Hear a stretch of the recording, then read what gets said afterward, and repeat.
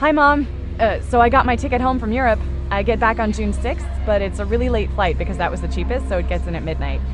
But don't worry, I'll get a shuttle from the airport so you don't have to pick me up. Like, really seriously, you don't have to. Okay, so love you. See you soon. Bye.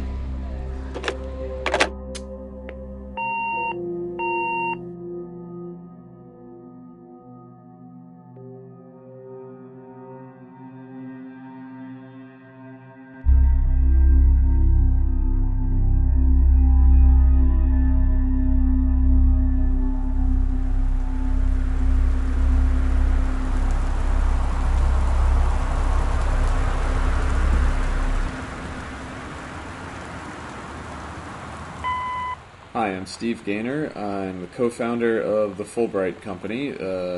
We made Gone Home. I was the writer and designer, and thank you for taking a look at our commentary mode. Whenever you find an icon like the one you just clicked on, you can find out a little bit more about the game. I want to thank everybody who's added commentary. Janman and Carla, my co-founders of the company, Kate Craig, our 3D artist, Chris Remo, our composer, Sarah Grayson, the voice of Sam Greenbrier, and Corin Tucker, the lead singer of Heavens to Betsy and Slater Kinney and other awesome bands. So thank you, everybody, and enjoy commentary mode.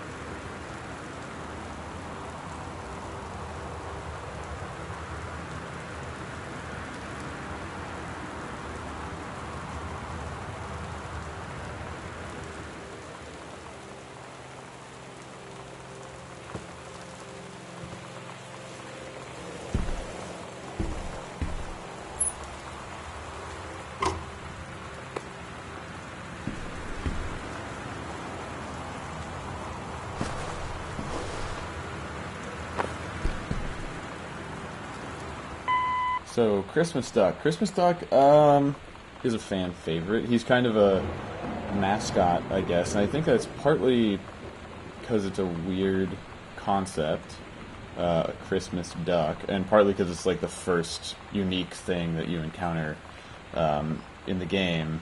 It's kind of personified as like a little character, but the thing is, Christmas Duck was not planned. When we were starting the project, we didn't have a 3D modeler because Kate came on a couple months after we started, and we needed a bunch of 3D models. And so I was just going through the Unity asset store. So I was going through the list and saw this Christmas duck, and I was like, "What is that?"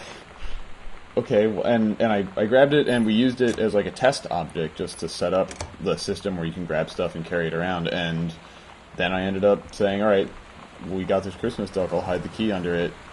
And instead of replacing the free model with a totally different thing, just made a real version of it, and Carla modeled it, and Kate textured it, and we kept him in the game, and we're glad, because he's everybody's little friend. Good old Christmas duck.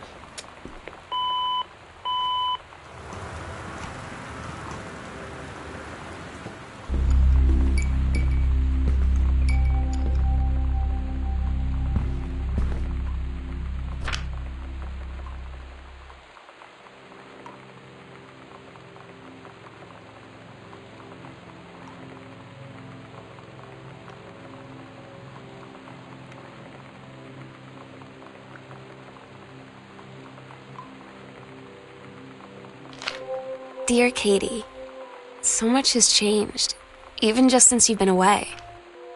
We moved into this house. I'm at a new school, and my big sister being gone for a year doesn't make it any easier.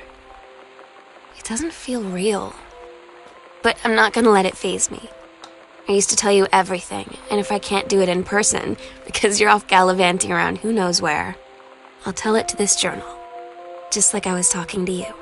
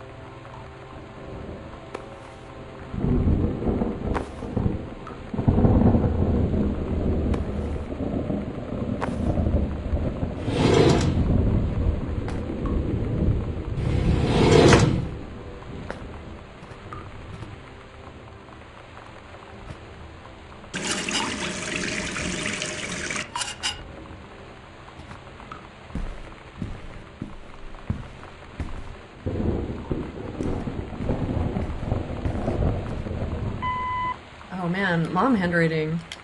We went through a lot of different moms for handwriting.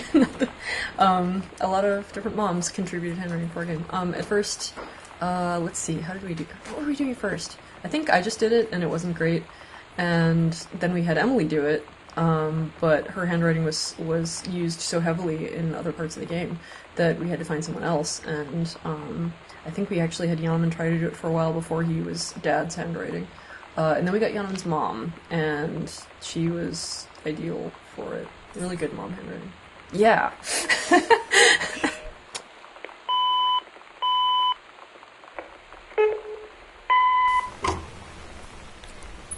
Sam. Sam. Hello. Sam.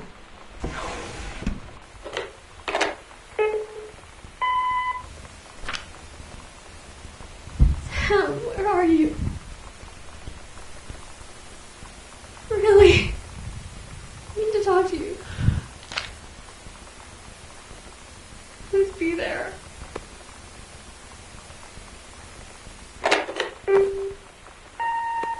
Hi, Mom. So I got my ticket home from Europe. I get back on June 6th, but it's a really late flight because that was the cheapest, so it gets in at midnight. But don't worry, I'll get a shuttle from the airport, so you don't have to pick me up.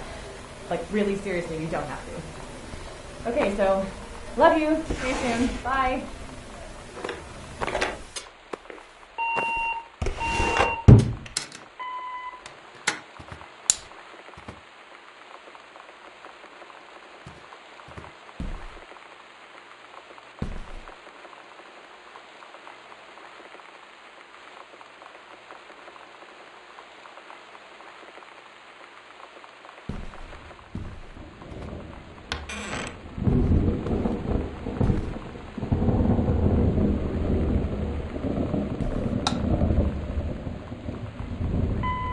Hi, I'm Chris Remo, the composer on Gone Home.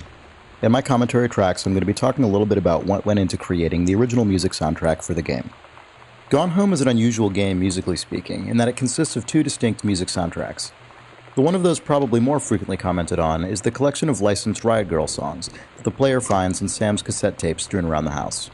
The other one is the original music that accompanies the player's undirected exploration of the house and underscores almost every one of Sam's audio diary recordings. When Steve first asked me to do music for Gone Home, I was really excited about it, but there were almost no parameters for what that meant in terms of format or scope. Having played an early build of the game, I started by just doing a few musical sketches with no real regard for length or usage, mainly consisting of vintage electric piano sounds like Wurlitzers and Fender Rhodes.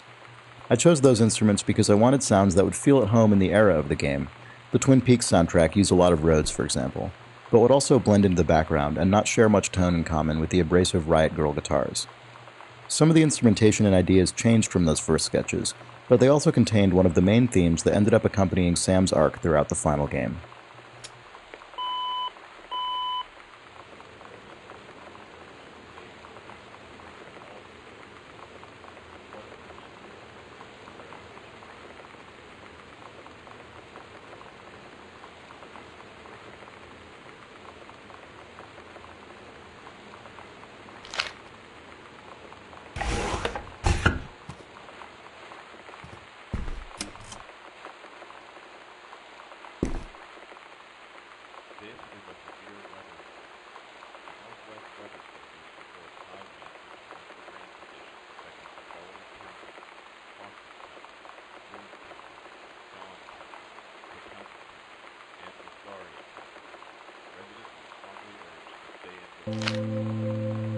Oh my god. You are so lucky you finished high school before we moved into this house. So, it's the first day of school, and there I am, introducing myself to the class. And I say that I just moved into the house on Arbor Hill. All of a sudden, every kid in the room turns and just stares like I suddenly transformed into a mutant. I just stood there, wishing pretty hard for a rewind button. Because now maybe nobody knows my name, but they all know who I am. The Psycho House Girl. Great.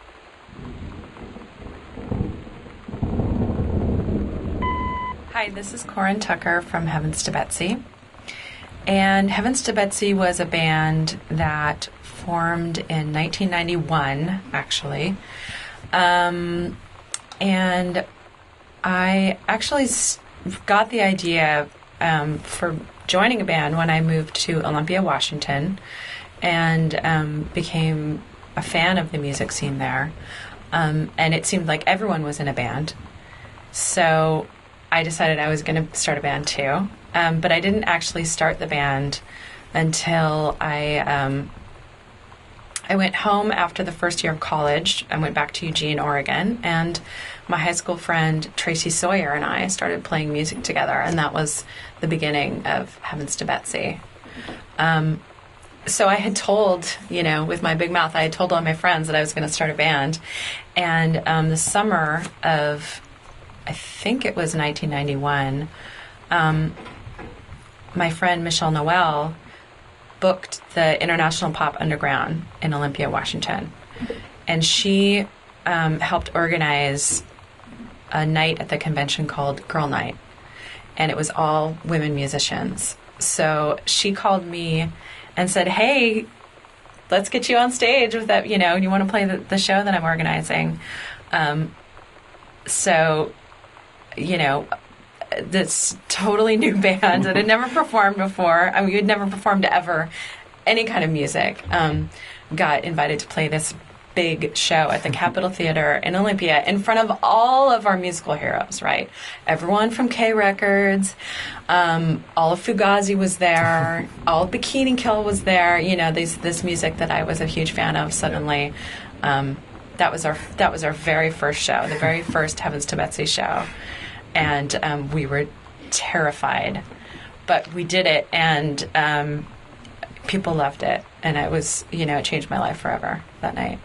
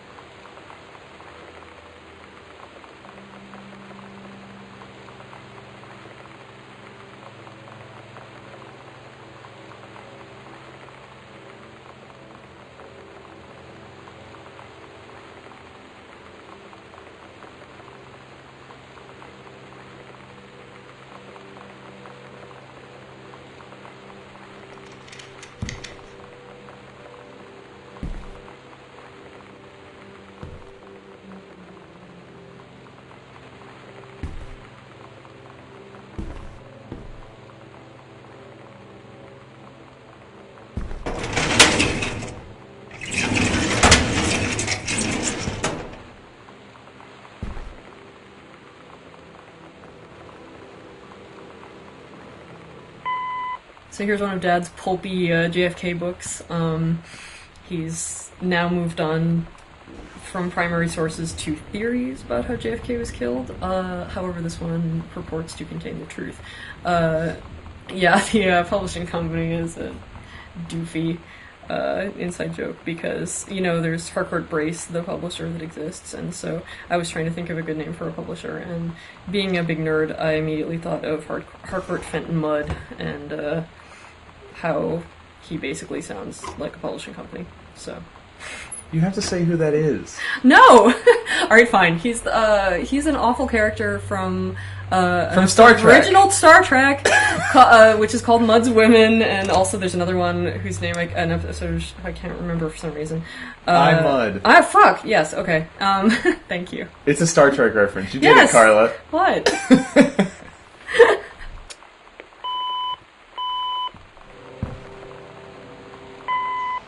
The doors were actually one of the hardest things in the game to get working correctly, and I know that there's still some bugs existing with the doors, actually. But it's a surprisingly hard problem, which is why most video games just have doors that kind of slide away into nothingness or open in strange ways or don't, let you interact fully with doors. But of course, it's in a house like in Gone Home, a realistic house. It's important that everything be as natural as possible. The one concession we made to video gaminess is that the doors all swing both ways, which never happens in a real house. But it's necessary to prevent the player trapping themselves in some strange state.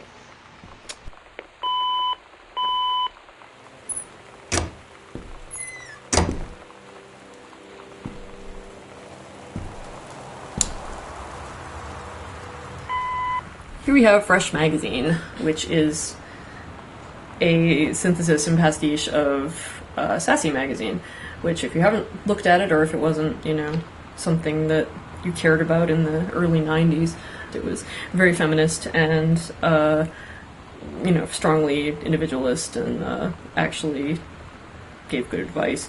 It was actually really good. Anyway, so yeah, this is the type treatment, the super grungy type treatment is totally indicative. That's how it used to be.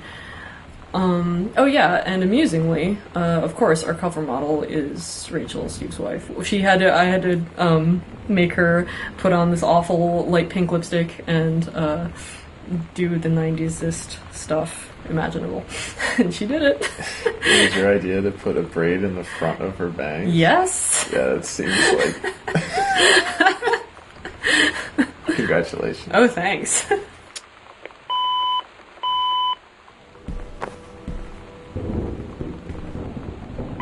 Inside of this file folder, you find the first combination code in the game. This code goes to Dad's locked filing cabinet, and it's 0451, which is a bit of a tradition / in-joke amongst... I mean, it's not really an in-joke, it's just an internal reference amongst this lineage of games that hark back to immersive sims that are kind of first-person exploration games that started with Ultima Underworld and System Shock, and 451 was the first key code in System Shock, and then it was also the first key code in System Shock 2 and Deus Ex and Bioshock and most recently Dishonored. And yeah, I've personally worked on a couple of games that had 0451 as the first code in them, and we were really adherent to the tenets of the interactive model and kind of the principles of design behind those games when we were designing how Gone Home works, and so to maintain that tradition, we also made it the first code in our game. And you made it the tattoo on your arm. I also got a tattoo of 0451 because it is sort of a symbol of this certain philosophy of game design that's important to me. And yeah, this writing, breaking canon, is in Emily's handwriting. Emily's handwriting is technically only in the font that exists outside the game. She doesn't actually do the handwriting in any of the characters, but yeah, I had her write 0451 in her very distinctive handwriting, and then I got a tattoo of it and figured I would use that source image as the image that you find on the inside of this folder here.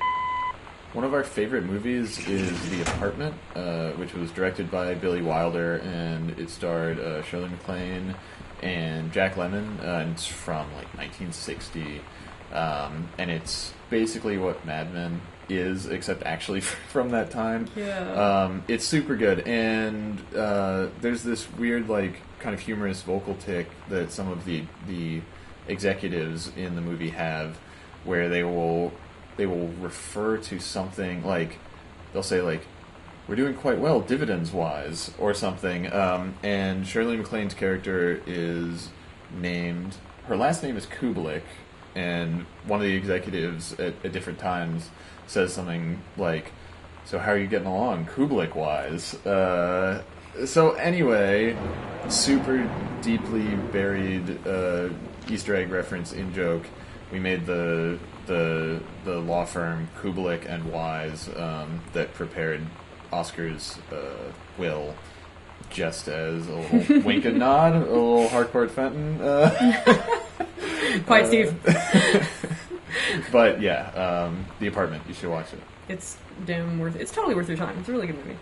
on Laserdisc. Yeah.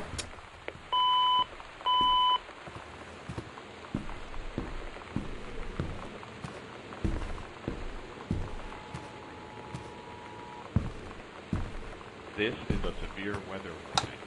The Northwest Weather Service reports high winds and torrential rain conditions affecting the following counties: Austin County, Boone County, Dawn County, Tacoma County, and Visaria County. Residents are strongly urged to stay near all windows. Flood conditions are expected at lower elevations.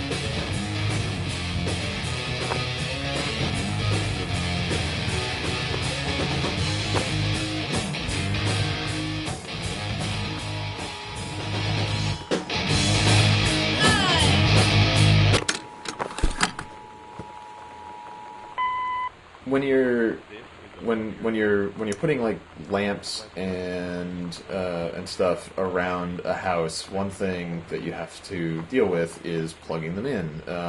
And something that always annoys me about level design in games is when there's some lamp or piece of electronics that would have to be plugged in because it doesn't run on batteries, but it doesn't have a cable because video games. And so, since a big part of the point of Gone Home is the specificity of the house and the believability of all the details, Because of that, Steve himself.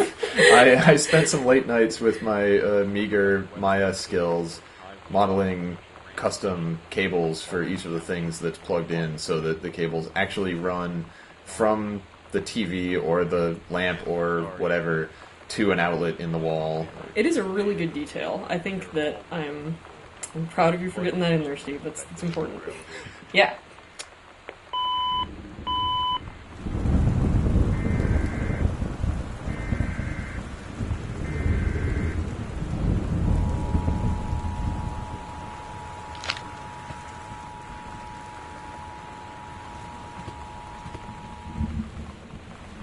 This is a severe weather warning. The Northwest Weather Service reports high winds. My name is Sarah Grayson, and I do the voice of Sam Greenbrier in Gone Home. Currently based out of Portland, Oregon, so right around where the Fulbright Company is from, which is part of, I guess, how this all came to be. I started doing voiceover work probably about 4 or 5 years ago. It's been a bit of an on and off journey, because I also have had regular 9-to-5 jobs that whole time. So I always get excited when I see video game auditions come across, because it's always been something that I wanted to do, and really excites me because I'm a video game fan myself. So there was an audition that came across that at the time was entitled Dear Diary, and it had this wonderful description about being this sort of 16, 17-year-old girl. Not too much detail about her, just that she was, new to her school, new to this place she was living, and her sister had moved away. So she was sort of writing out her thoughts as if she was talking to her sister. So most of the time, I'll stand up at the mic when doing auditions. But for this one, I thought, well, no one's actually going to read their diary standing up. Like, this is kind of you write your diary while lying down in your bed, or sitting cross-legged on the floor, or whatever. So I end up having to pull the mic down, sat on my couch, legs crossed, got nice and cozied up in like my pajamas, and started reading it. You know that feeling where the first moment you see someone, it's like they have a big gold star around them, and you have to get to know them? Well, there's this girl. I think she's a senior. She's usually dressed kind of punk, but sometimes I see her in this, like, army uniform, and she's always drawing in this notebook, looking so intense.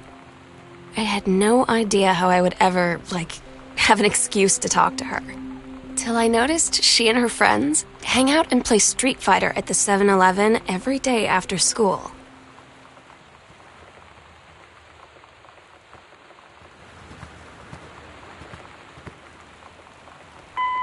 So these are all the VHS tapes, or most of them, in the house. And these in the TV room are from they only belong to Dad and Sam, because Mom has some VHS tapes, but they're up in the bedroom. And you can tell Dad's because he writes in a big, heavy, all caps style handwriting, and Sam does not. So, contrary to popular opinion, the X-Files tapes are not Dad's; they are in fact Sam's. But stuff like JFK Yes. has an obvious dad interest, and some of the other stuff that we put in there was very much like, what is a dad movie? Yeah. You know, what is a if when we were growing up, for instance, like what is a movie that our dad or a neighbor's dad would have? So stuff like The Andromeda Strain or Moonraker, it's just sort of like, yeah, dads love that shit. Yeah, dads that were born in the 50s were super into that kind of stuff. And then some of it was, you know, stuff that we liked or remembered from when we were growing up. Like, you will know that Carla was involved in making this game because Beetlejuice and RoboCop are on a VHS tape. That's most of what you need to know about Carla. That's true. Right there.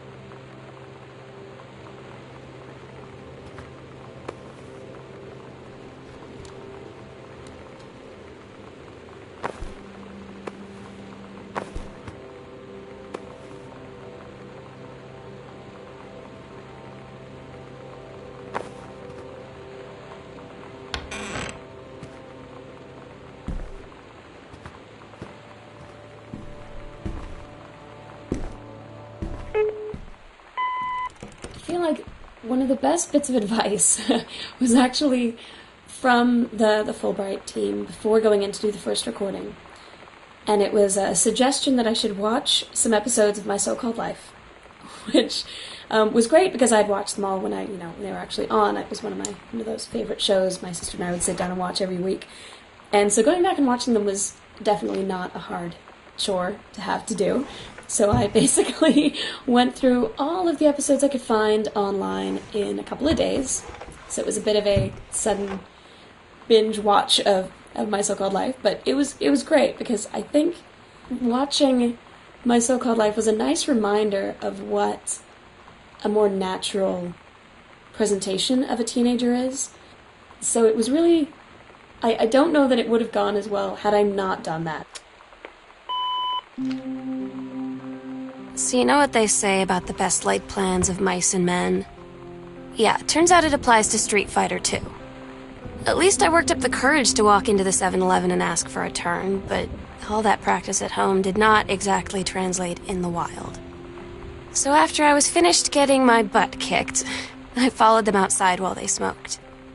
And that was when she asked me if I was that psycho house girl.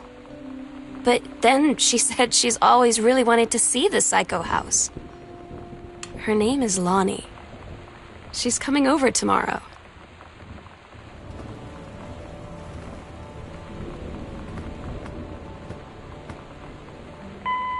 Most of the bookshelves in the house are filled with undifferentiated books. I mean, they're not undifferentiated, but they're low detail because, God, it would be an entire dev cycle's worth of work to actually do plausible spines on every single book. That would kill us. And then to repeat a whole bunch of books would also be sort of terrible and not be very plausible. So we had chiefly unlabeled books or books in which the labels have been rubbed off due to age, etc. And we had a few individual books that were more precisely and specifically named. The way that we did the books in the game is we made like 3 or 4 of these clumps of books that have, the generic spines on them.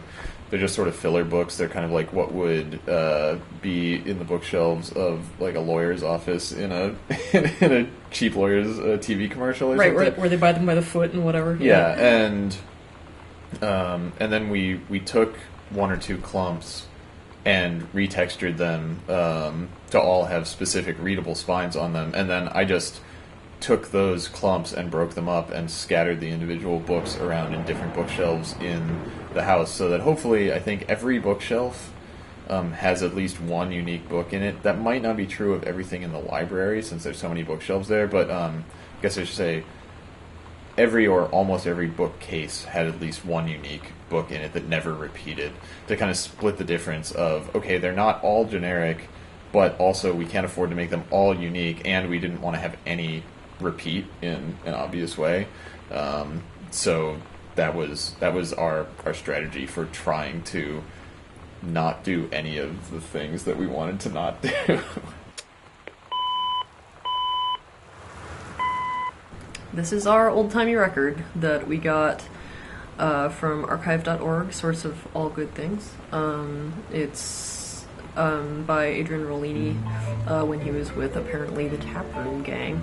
The song is entitled Got a Need for You, in case you can't read it, but you should be able to read it. And the duck I found on the internet. Adrian Rollini I got into him when I was on Bioshock 2 and helping source the soundtrack for that. And I did a lot of listening to 40s big band stuff, and Adrian Rollini was one of the ones that I really liked, and so it was cool to be able to revisit that. Voodoo, mildew, and shandu. Sam's story slash school assignment called The Menstrual Cycle, a novella, is kind of a fan favorite. We've found like a lot of people have enjoyed it a lot, and it's one of those weird things where it wasn't planned. Like, it was, let's see, I had decided that I wanted Sam to have done like some homework, and I thought sex ed homework would be interesting because sex ed is a weird class in high school to be in, and so I Google searched for an actual sex ed assignment, and the assignment is a real sex ed assignment that is given out in like the Pacific Northwest, like Seattle. I think this is technically from the Seattle School District website that I got this from. So I found this thing which I didn't come up with, that I was kind of presented with, and I think I had been reading some stuff about like cool female spies in World War II, or like saboteurs, that had been part of like the French Resistance and stuff like that, and so that's why the history book is next to the sex ed assignment. The intended implication being Sam was doing history homework and sex ed homework, and the history unit was on World War II, and so kind of as a fuck you to all of the annoying assumptions implied by the sex ed assignment, she wrote this story about a woman in the war who was more interesting than her menstrual cycle, like that is a person, but while fulfilling the requirements of the thing. And yeah, it ended up being this really kind of strange juxtaposition of concepts that ended up saying a lot about Sam, I think.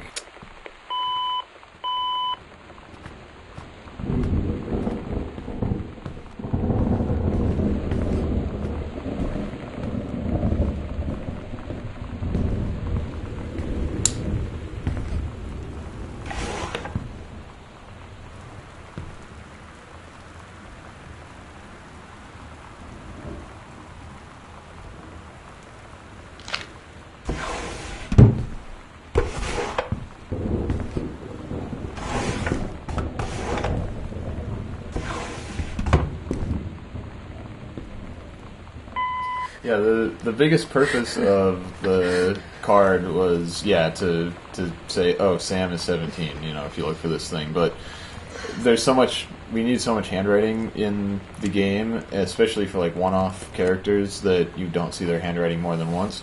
And we knew we needed a birthday card from some member of Sam's more extended family that you were never going to hear from again. And so I was like, okay, it could be her uncle. And as an Easter egg, kind of like wink and nod thing, like, we're fans of, the Looking Glass legacy of games and Deus Ex and Dishonored, and so I got in contact with Harvey Smith, who is the lead designer of Deus Ex and the co-creative lead of Dishonored, and asked if he would just write on a piece of paper, "Happy Birthday, Sam," from Uncle Harvey, and he just took a picture with his cell phone. And like 5 minutes after you asked him. It was amazing. He was just like, yes, I will do this immediately. Yeah. It was the best. I think, he took a picture with his cell phone, and it was really cool. Harvey's a great guy, and I love his games, and we're, super honored to have his signature in the hub of the Greenbrier House. Hell yeah.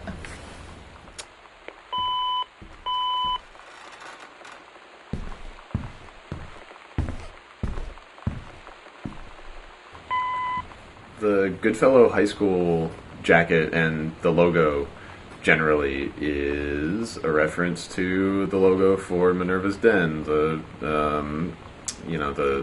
section of Rapture that DLC takes place in, that we worked on together.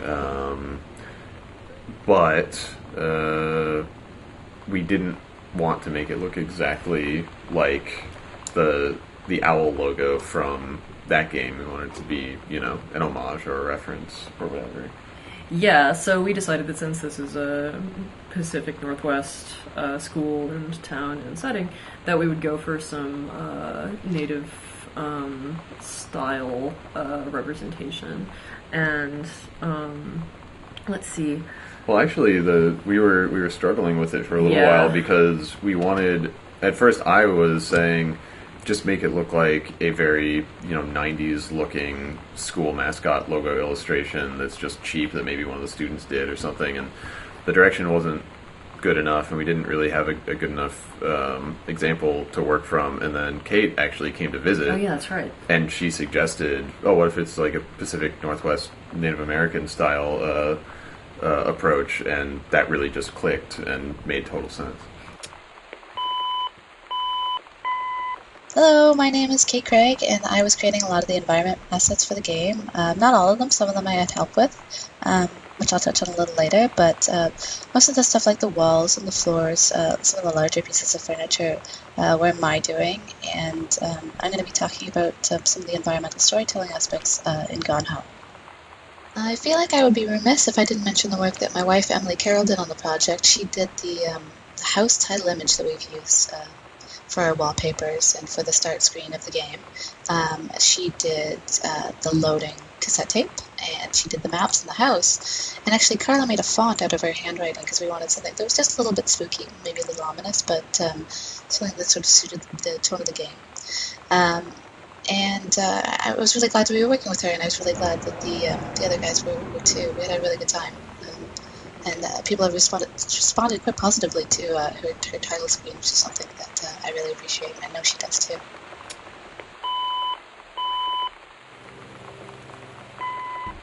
We never really discussed the idea of individually scoring each audio log ahead of time. I just got an email one day from Steve after they had done the first round of voice recording with Sarah Grayson, who did an amazing job as Sam. and he said he'd been thinking about the idea of giving each log a piece of music to ground it in the proper tone. So I just started doing the... It's weird hanging out with girls. Daniel was around ever since I was little, and other girls? I don't know. But being around Lonnie is like instantly just right. I gave her the grand Psycho House tour and took my revenge on Super Nintendo.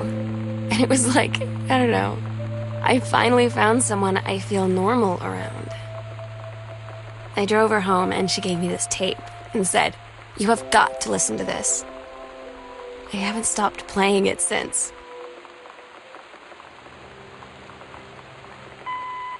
We never really discussed the idea of individually scoring each audio log ahead of time. I just got an email one day from Steve after they had done the first round of voice recording with Sarah Grayson, who did an amazing job as Sam, and he said he'd been thinking about the idea of giving each log a piece of music to ground it in the proper tone. So I just started doing these short 20 to 60 second pieces, and that ended up being the bulk of the work for the game. It was a very iterative process. I did them in the order they were recorded, and I would just keep sending revisions of each log to Steve, taking his feedback, modifying the piece, and sending it back. Especially at the beginning, the feedback was almost always pull it back more. I've never done music this subdued before. Even more so than most game music, it primarily exists to quietly suggest a mood and tone to the player. Sarah's voice is always the main audio content. The game soundtrack I worked on previous to this was Blendo Games' 30 Flights of Loving, which consists of some really huge, bombastic, brassy pieces.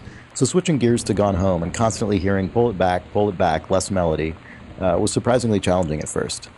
But over time, I think Steve and I developed a pretty good rapport. For the most part, the diaries required fewer revisions each time. And it's always a good reminder in a collaborative endeavor that your contribution only exists to make the whole work better, not to be seen or heard unto itself.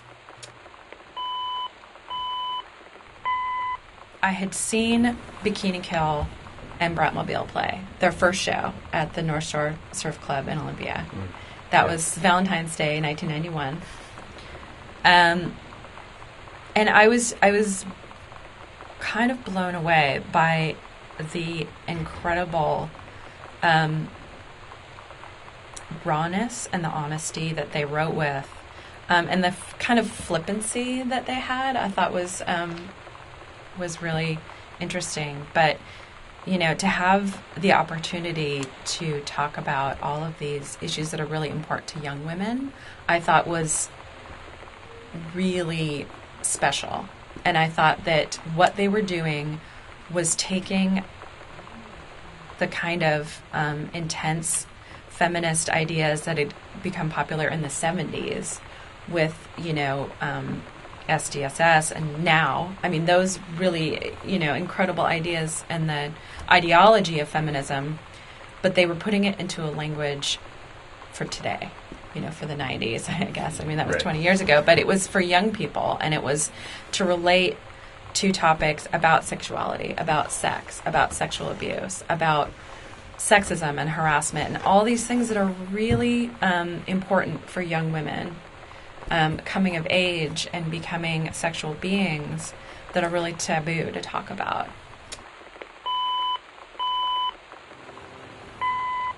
Around here, you will find some of Sam's Super Nintendo cartridges that she left behind.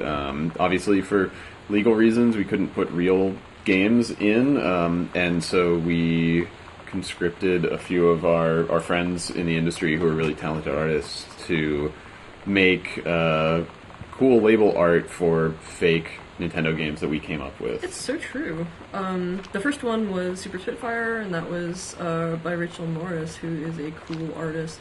What is it? The NYU? The NYU Game Center. She's done a bunch yeah. of posters and other art for them.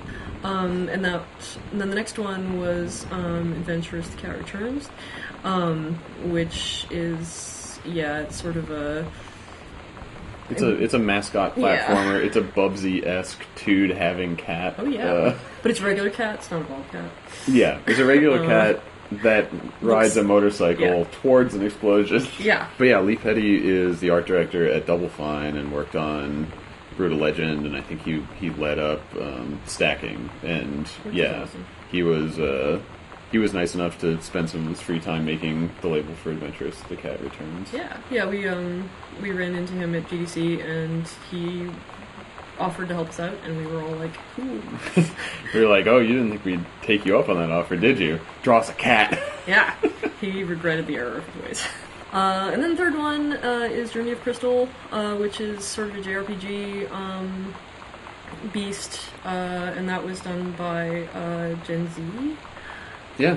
Okay. She's the art director at Supergiant. She did pretty all of the art in Bastion, and is working on Transistor. I know we had some people say that they could tell that it was her art because it has such a signature look, it's pretty distinctive to how she does things. So it was really cool and really exciting to have these really talented people from other studios that are inspirations to us contribute their unique art to the game. So these are stereoscopic? Yeah, these are stereograms. Yeah, that's the stereogrammatic. Yeah, stereograms, popularized by the Magic Eye brand of images from the 80s and 90s. These really work. Like if you cross your eyes and you can do a Magic Eye image, you can see what's in these. Spoilers, they are. Well, as you recall, there's a cool shark. And I don't remember what the other one is. Carla. What? It's a big heart. Okay, it's hard for me to do those things. And that's true for a lot of people. So the two instances of people not being able to see those images are they just can't do them, which a lot of people just can't do them, or they were born in the late 90s or after the 90s and played our game and didn't know what the hell these things were. Yeah, they're like, what is this weird static shit? Yeah, well, I thought it was like we got some messages that were like, I thought it was just a weird drawing. So good. So, yes, as you get older, you can't hear really high-pitched sounds anymore, and you know what Magic Eyes are still. It's the circle of life.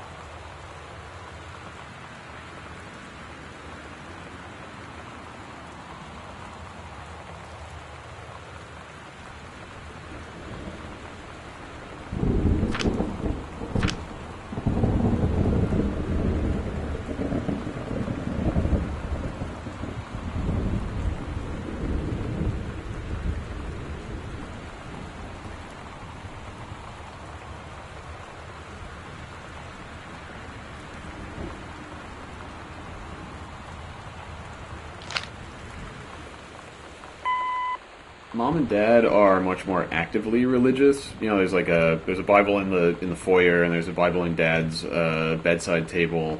Well, or arguably they want to appear actively religious. But yes. Yeah, I think that, I mean, my intent was that they aren't super religious, but they probably still go to church. And they also they would feel bad if they put their Bibles away. They'd be like, oh, we need those to be out for us to look at, to consult in case we need them, or something. But it's definitely, I don't know, it comes from my own experience of my parents went to church and were more religious and stuff, and as, I don't know, around when I was like 10 or 12 or something, I was just sort of like, I remember having a conscious realization of just, none of this makes any sense. like I was like, this is all about a guy who was dead and then came back from the dead. That doesn't happen. Magic isn't real. Wow. And it was, and then there was a process of like just being like, okay, well, I'm just not going to go to church.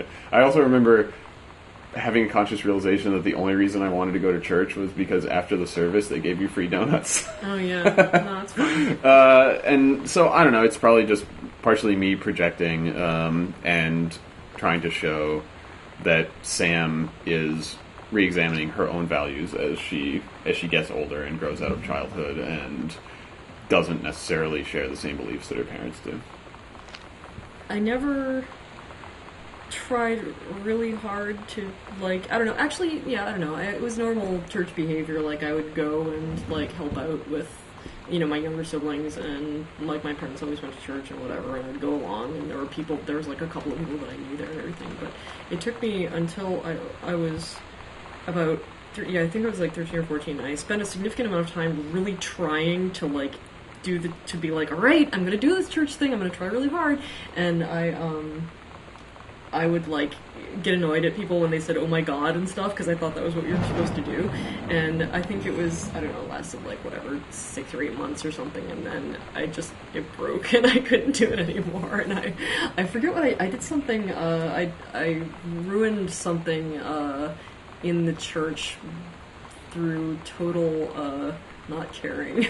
I built I remember now, I built a house of cards out of a, Bible trivia, like flashcard set. Yeah. Well, it was just like Trivial Pursuit, except it was Bible-based, and I built, like, this big house of cards, and at one point I remember thinking, alright, you know, fuck it, and I glued the cards into place. So I had this big house of cards that was glued together, totally, like, ruining all the goddamn cards, and, at that point, I stopped having to go to church so much.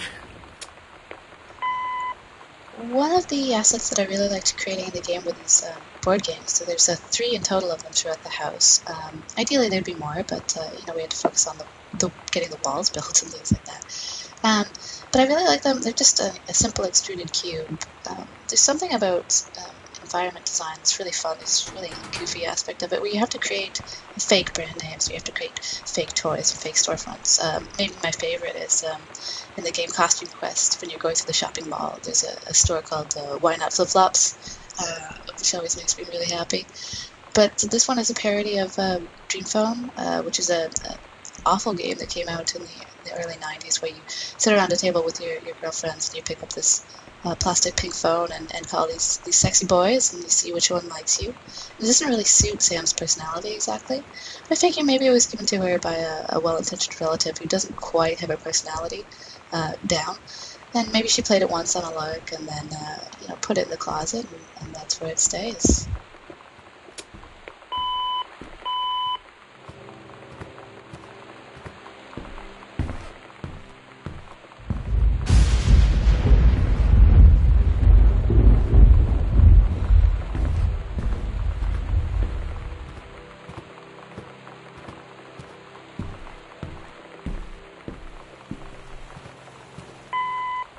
I was one of the hosts of the Idle Thumbs video game podcast for a year or two, and I go on there, and every once in a while, those guys are my friends. And I didn't want to put Idle Thumbs references all over the game, but I did want to have Idle Thumbs references in the game, so we localized them entirely to this one piece of paper. So almost everything on here is an Idle Thumbs reference, and specifically to a weird exchange that we had about Will Wright's GDC talk in like 2008, where he didn't want everybody to show up and crowd the place, so he gave his speaker name as Phaedrus, and then did a talk about a bunch of crazy stuff, including the idea of rocket mail, which was going to be like done by it was pitched by the U.S. Postal Service in the 50s and stuff. So. And then the thing on the podcast was about how Phaedrus had a little brother, and so anyway, whatever. The brother, of course, it's a Phaedrus, and you can't hardly see the icon in the back because it's obscured. But there's this 50s rocket icon in the back that's like the logo of Phaedrus Motors, and then also it's the reference that Will Wright was making, and that is a secondary reference here because it's a motorcycle thing, is that in Zen and the Art of Motorcycle Maintenance, the book. The author is having kind of an ongoing exchange with this character from Greek history called Phaedrus and motorcycles and blah blah blah. So it's a big knot of obnoxious references to lots of different stupid things.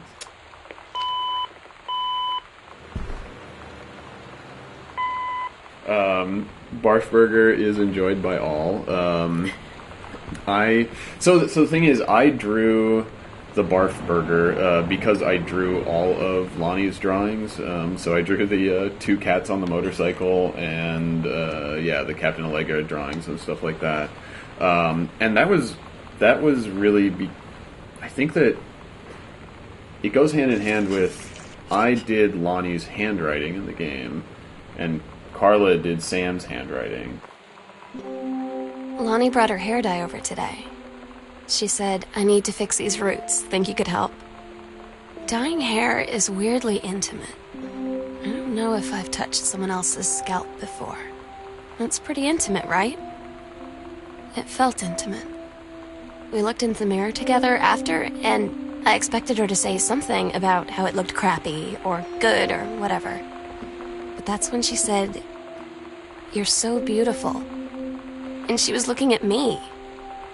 Right in that moment, I wanted to say something, but I waited, and the moment was gone.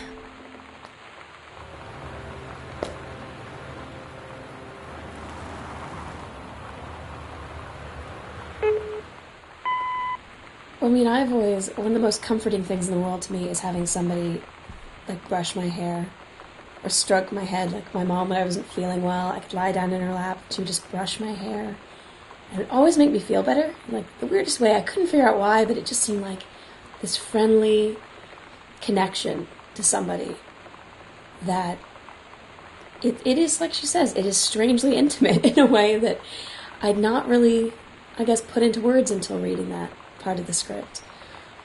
Where that's what I was thinking of, was like that connection, that sort of human touch, that it's something so friendly and so loving that you can do.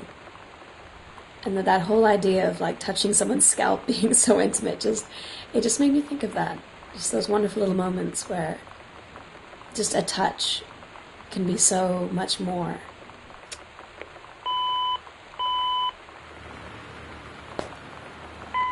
The boxes of tampons that you can find in the washrooms around the house, they weren't originally on the list of items that needed to be modeled, but when you're creating a bathroom at that level of fidelity, and when you're creating a bathroom for a teenage girl, no less, the idea of not having something like that is kind of jarring, or was kind of jarring to me. Especially because when you're at that age, your period is something that kind of really defines your mood at any given day, and maybe what you wear and where you go. So, I just thought it was, something necessary for visual storytelling, especially of a girl going through what she's going through. A lot of Gone Home is about pointless interactivity that is sort of things being interactive for the sake of them being interactive, but it really comes from our inspirations of immersive sims like System Shock and Bioshock and Thief, where a big part of the design philosophy behind those games and Gone Home is that the world needs to be really internally consistent, and there's this feeling that if there's something that your character might do, you should be able to do it in the game. So in Bioshock, for instance, you can flush all the toilets and you can turn on all of the faucets, and that's also true in like Deus Ex and Dishonored. Like, and sometimes like the water fountains in Deus Ex give you like 1 health or whatever, but really you can interact with them because there's this expectation of, if you could interact with that, if you encountered it in this world, we should let you do that, right? So, all of the faucets in our game can be turned on, and they can be turned on so that you can turn them on, and you can flush all of the toilets, and it extends into our philosophy behind you can pick up every plastic cup and toothbrush and Kleenex box, not because it's going to add a whole lot to your understanding of this world to be able to look at the underside of a cup, but to pay off that expectation and say to the player, yeah, you could pick that up and look at it, so we're going to let you do that, and it's going to be consistent interactively with the stuff that is important, and that makes it your job to look at everything and give it your attention, and for you to decide and understand and figure out what has significance and what doesn't, and not for us to tell that to you.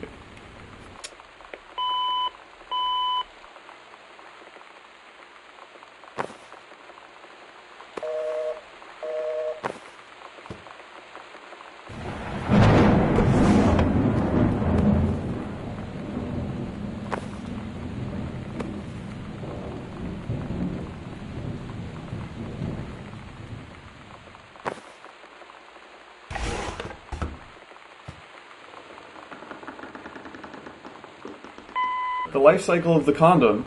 That's not a real thing, Steve. The life cycle of the condom. All right. By Carla Zamanja. Is as follows. Initially, the condom was a separate plot point. It was an actual plot point. We gave it to Lonnie, and we had Sam find it in Lonnie's purse, and it made Sam worried about what the hell she was doing with it, etc. And that was sort of a wedge to drive them apart when that was the storyline, which it no longer is. And because we decided we hated it. But I had already made the condom asset, which I'm actually really proud of. I really like that condom. It's really good. Also, I think Nero is a really good brand for condoms. Anyway. Yeah, it's a play on Trojan and everything, but it works. But it's, it's the whole, notably decadent, right, it's like, anyway, I like it. I'm proud of this thing. And so the specular on it looks really nice. It does look good. I don't know. So we had this, extra asset lying around, and we were like, we were all, oh, it's a shame that it's going to waste, but, whatever, sometimes things don't get used. And then we remembered the horror of digging around in your parents' drawers and finding their condoms and stuff and being just utterly fucking horrified. And we decided we would give that to you, the player.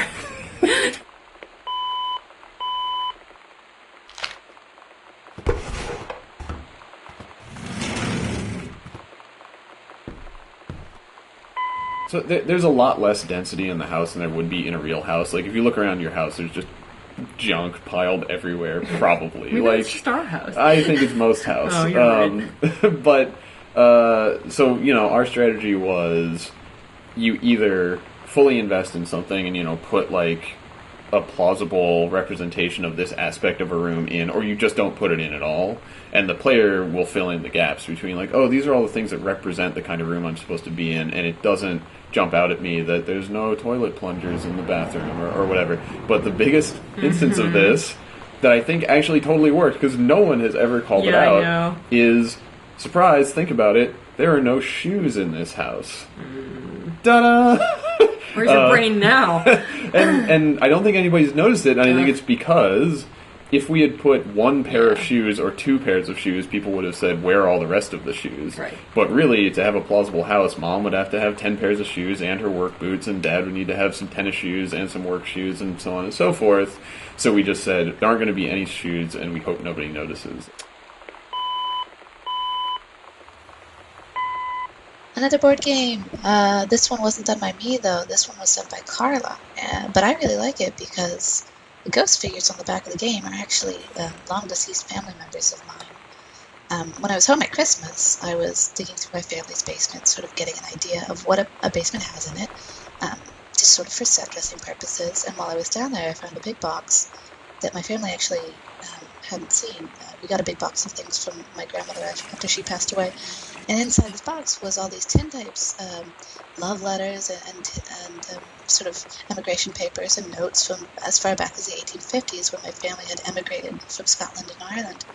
And I asked my family if it was possible that I include these in some sort of artistic project, and they said sure. They gave me their blessing. And I scanned them, and I didn't know if they were actually going to make it in the game, but then I saw that Carla had made this game, and really liked that they showed up as ghosts on the back of it. And it's sort of, I think, a nod for idle thumbs who really feel quite passionately about ghosts, as it turns out. Surprise!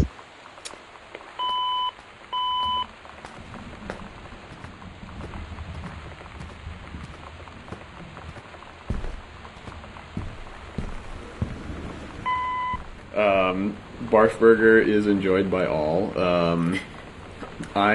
So the thing is, I drew the Barf Burger because I drew all of Lonnie's drawings. So I drew the two cats on the motorcycle and the Captain Allegra drawings and stuff like that. And that was really I think that it goes hand in hand with I did Lonnie's handwriting in the game, and Carla did Sam's handwriting. And that was partly because the two of us were going to be working the most closely on this stuff, and so being able to just quickly like rewrite a note that we wanted to change and scan it and update the game and not have to like email somebody to say, oh, could you write that again or whatever, was really useful. And also we both just happen to have sloppy teenager handwriting that looks believably 17 years old. Also, I have a believably 17-year-old level of drawing skill, so that worked too. But it was fun because basically the notes were created in real life in essentially the same way they were in the fiction, where I would write my part of the note and then hand the piece of paper to Carla and she would write her part of the note, and we just constructed it that way.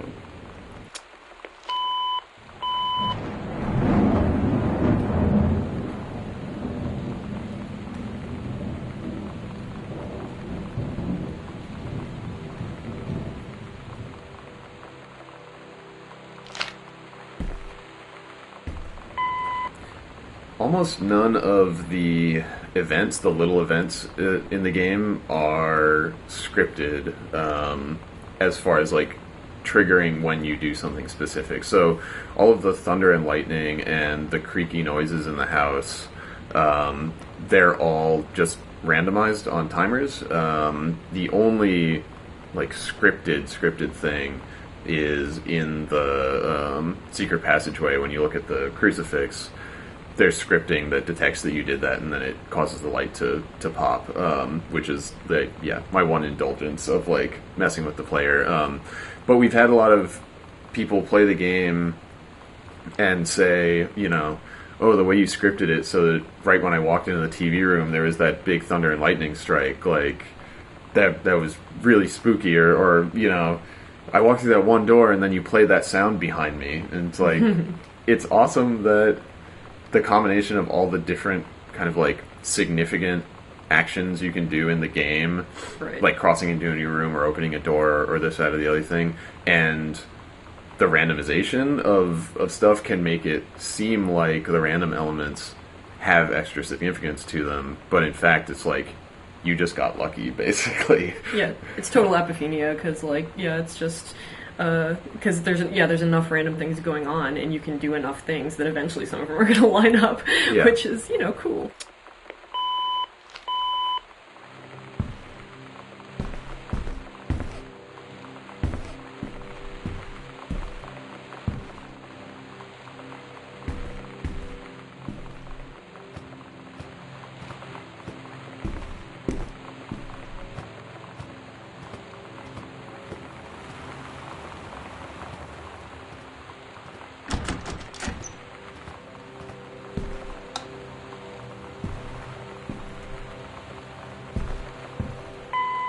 I really enjoyed playing Gone Home.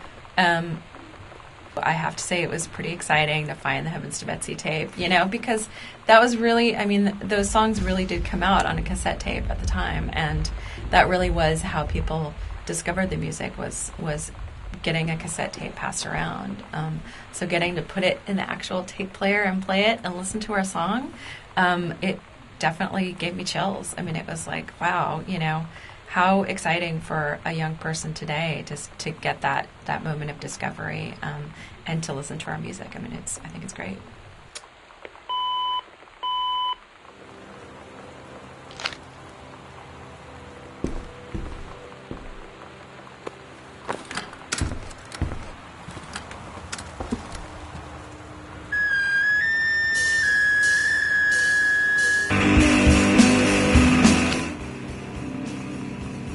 Sometimes you just have to lie to Mom and Dad. Like when Lonnie asked me to see a band with her and stay over at her friend's place in the city after. That's a lie to Mom and Dad's situation. But it was so worth it. The girls on stage were just so loud and real and awesome. And everybody was moving together like one huge tide of sound. Between two songs, Lonnie leaned over and said, "How do you like your first show?" I was so happy. I felt tears starting in my eyes. And then she up and hugged me. I think she could tell.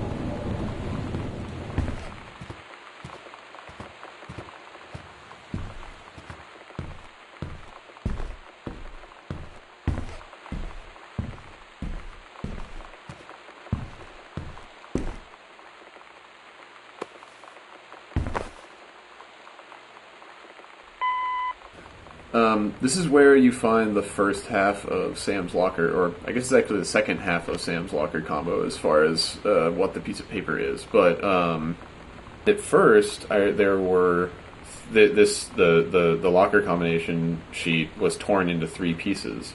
So you had 1 digit on each of them, and it was actually right before we sent out our IGF build to the judges. It was the night before, and Carla came down to the basement, and she was like, at 3 o'clock in the morning last night, I woke up in bed just being like, oh, we can't have it in 3 pieces, that's way too gamey. Well, that's bad, we have to fix that.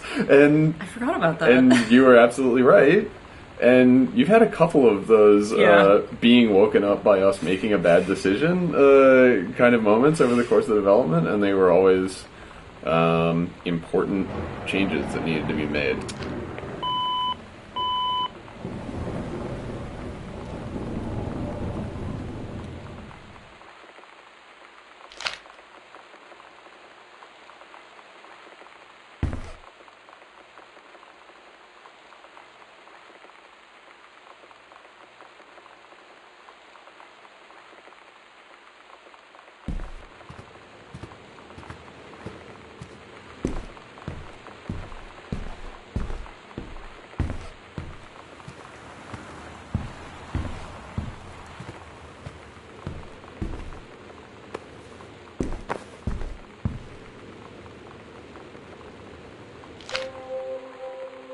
At Todd's brother's place after the show, there was only a futon to sleep on, so Lonnie and I shared it. The lights went out. I was turned toward her. My eyes started to adjust, and then I could see she was looking at me, too. In the dark, she smiled. My heart was beating so fast. I rolled over. I felt so, I don't know, nervous. After a minute, she put her arm around me, was so close and whispered in my ear, "I really like you." I just nodded my head, and I really hope she could tell. I really hope that she meant what I think she did. I felt like a shook-up can of soda ever since. I hope we have the chance to talk before I explode.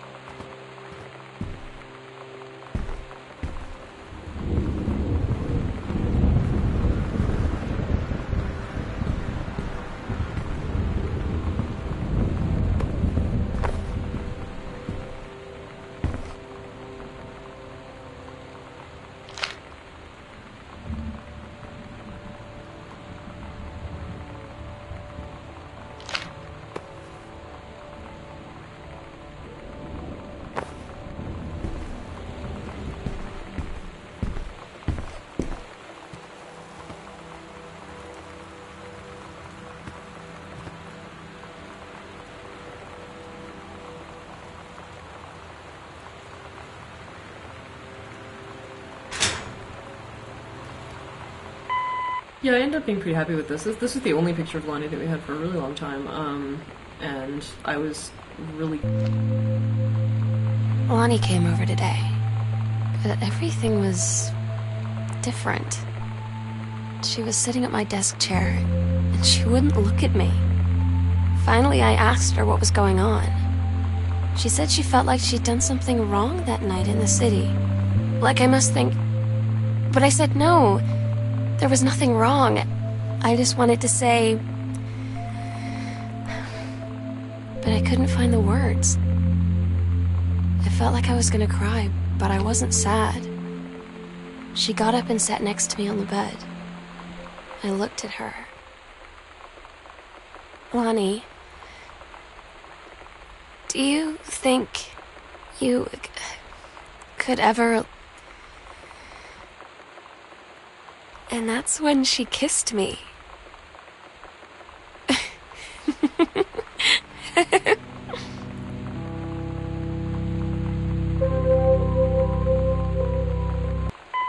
Yeah, I ended up being pretty happy with this. This is the only picture of Lonnie that we had for a really long time, and I was really glad to actually come up with something that we liked, since this kind of thing is really hard, especially when it is such a major character.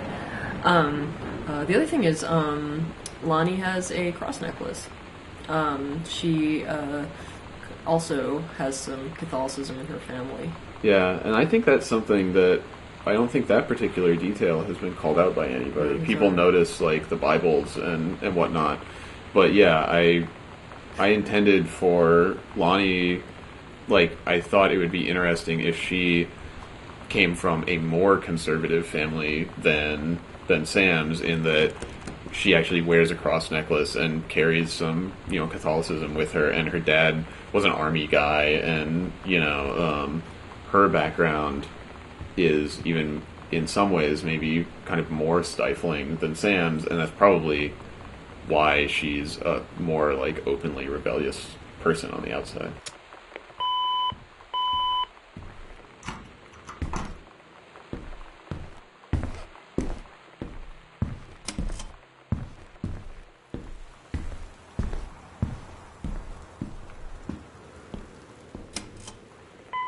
Composing the ambient exploration tracks definitely ended up being the weirdest part of creating music for Gone Home.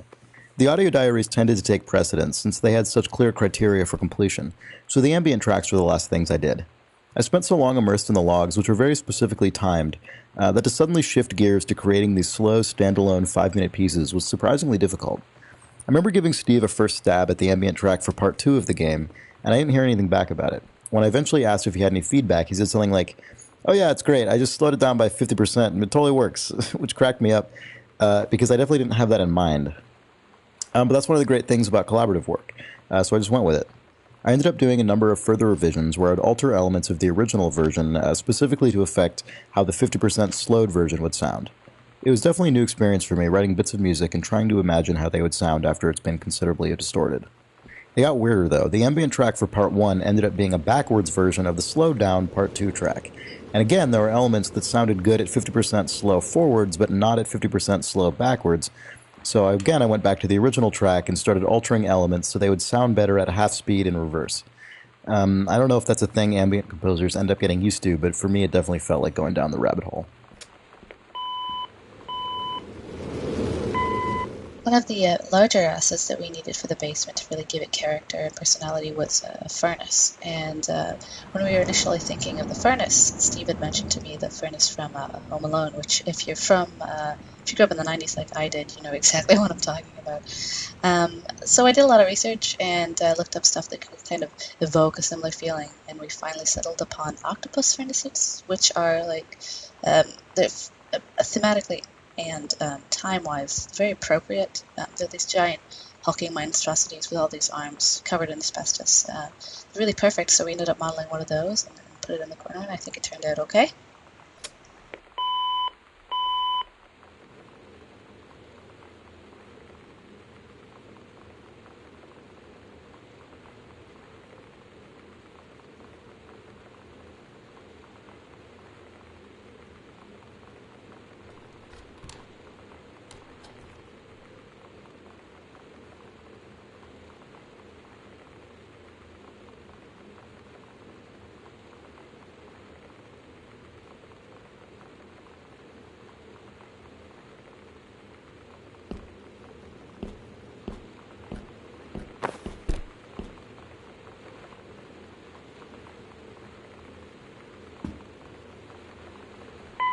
Oh man, this thing. So 2 things. 1, Mom's Canadian. Yay! 2, Mom didn't start out Canadian.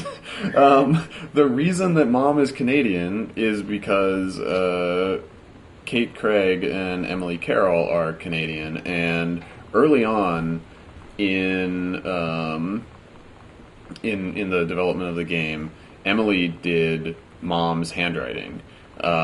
This is before she did any of the UI text or anything. Right, and it was before we decided that all the moms were going to actually be written by moms and all that kind of stuff. Integrity in moms. And so we had the answering machine note in the foyer, and there the line, what's the actual line that's there? It's like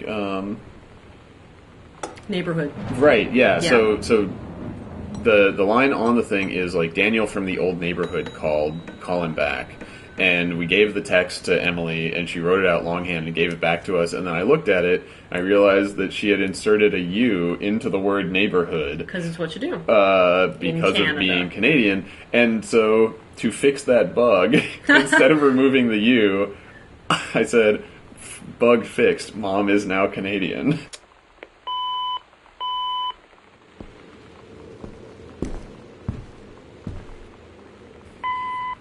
So there's this little scrap of paper that's hidden under this bedside table, and you start to read it, and then Katie makes you stop reading it. And it was this thing where it's an exception to the interactive expectations that you have. Like, it's one place, I guess the one place where we really impinge on your ability as a player to do what you want. And Katie intervenes, basically, and it was something that I thought was an interesting little one-off way of emphasizing the difference between the player and the character that they're playing as. And to you as a player, the note's just a note, but a reminder that, like, Sam is Katie's sister, and Katie wouldn't want to read this thing, and she's not going to keep doing it, even if you want her to.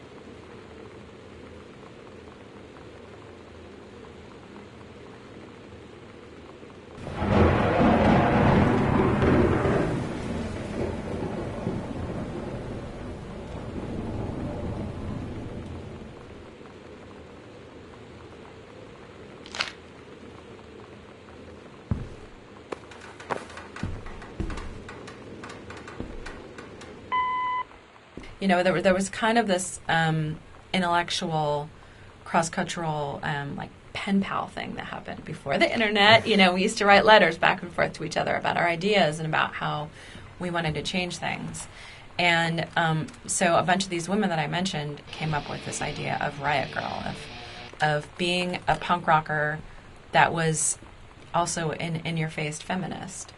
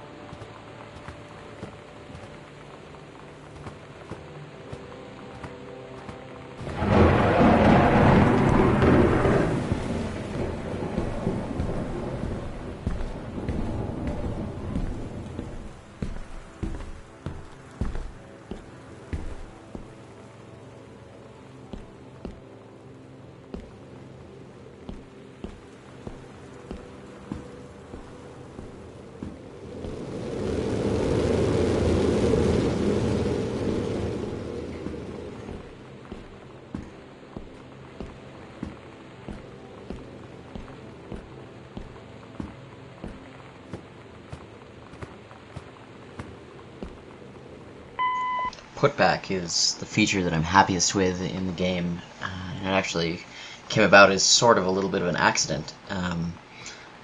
Playtesters had told us they didn't want to feel like some kind of horrible person rummaging around this house and tossing everything on the floor, but there wasn't really any other option initially. That's all you could do was sort of try and lob things back into the place. So, I had done some code before for placing turrets and things in other games where it, will arbitrarily orient an object to be perpendicular to surface and all that sort of stuff. I told Steve that, we'd have a lot of edge cases with that and it would take some time to implement, and temporarily I would just give him the ability to put objects that these things would kind of stick to in the game, and we tried that, and it worked so well that we decided to keep that, and that's where putback came from.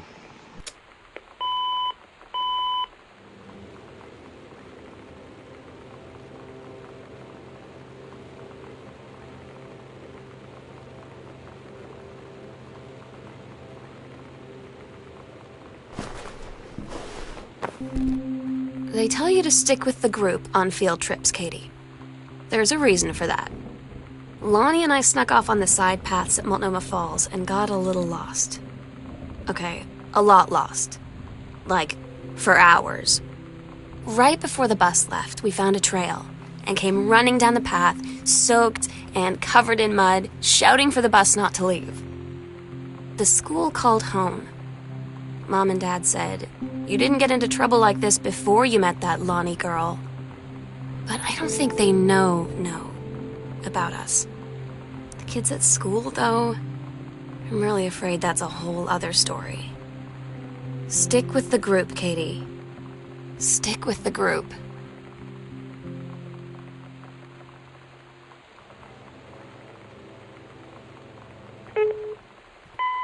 There was a little bit of concern on my part before any of this got started that you never know how much liberty you're going to be given and how much over-direction you're going to get, because somebody hears it like a specific way, and if you deviate from that at all, you're just going to keep doing the line over and over and over again, like 50 times until it's right.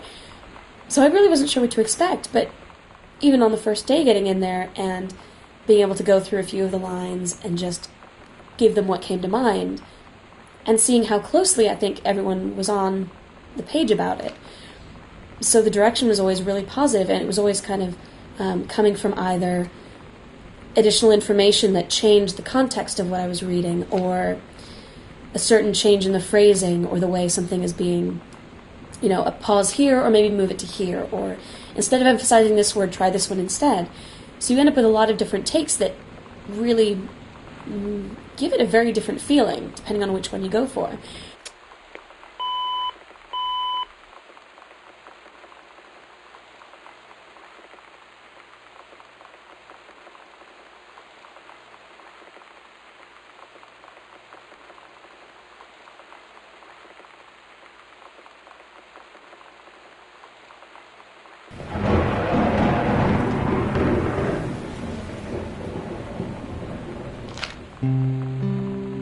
Get Lonnie sometimes. Like, her band, and our zine, and her hair, and everything are all anti-authority. But I watch her in JROTC, and she's doing drills in perfect formation, following orders, no question. And there's all this stuff in the news about don't ask, don't tell. Like, she's going to join the army and then have to lie about who she is. She said they don't need to know what they don't need to know. Like it was no big deal. This from the girl who trashed her locker to, defend my honor. I've learned when to stop arguing, though. I don't think Lonnie even gets Lonnie sometimes.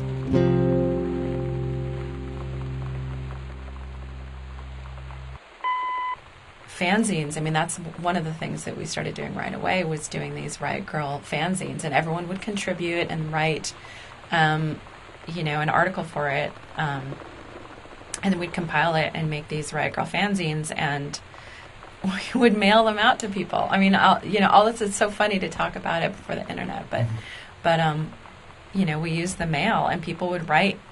We had a P.O. box, and we started getting letters because people would read in someone else's fanzine, there's this Riot Girl thing that started happening, right? And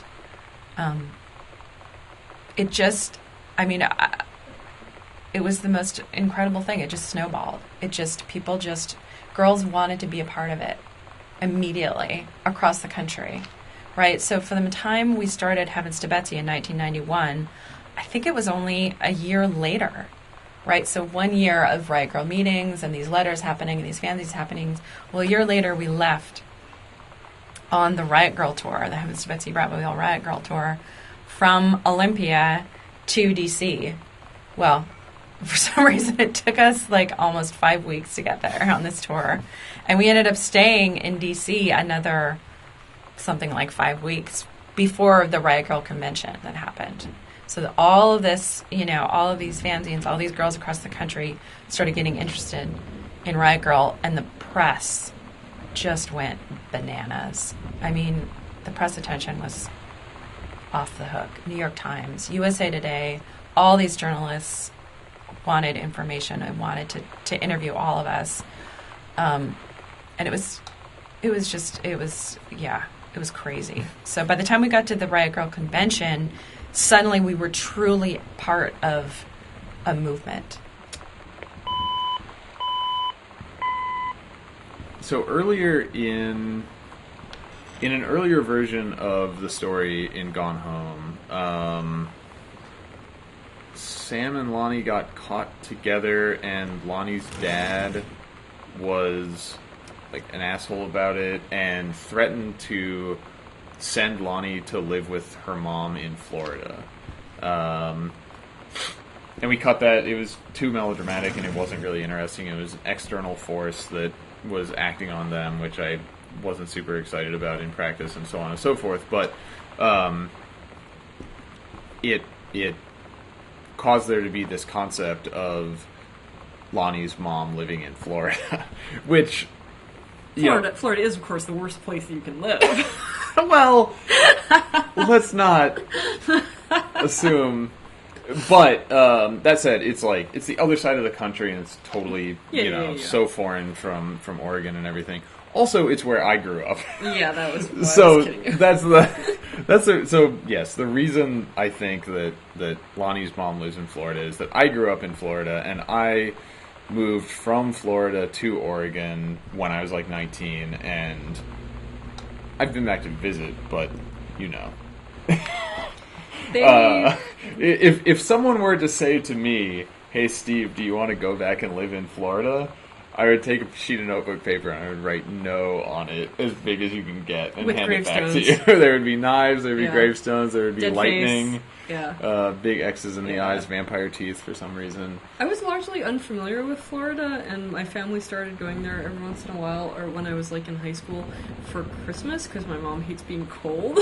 And Pick the wrong goddamn place to live, I Mrs. know. Zamanja. Yeah, well, but anyway, the only thing that I remember basically is that everybody had lawn flamingos, and we went around Christmas, so I remember hearing on the radio multiple times dogs barking Christmas carols. That's Florida. Florida sounds cooler than I remember it being. In my head, that's Florida, right there. All of the sliding doors that you see in the game are actually, from a code perspective, drawers. When I made a thing that could slide along a track like that, for the purpose of making drawers, Steve took it and, as designers are wont to do, used it for his own purposes and came up with sliding doors in our game.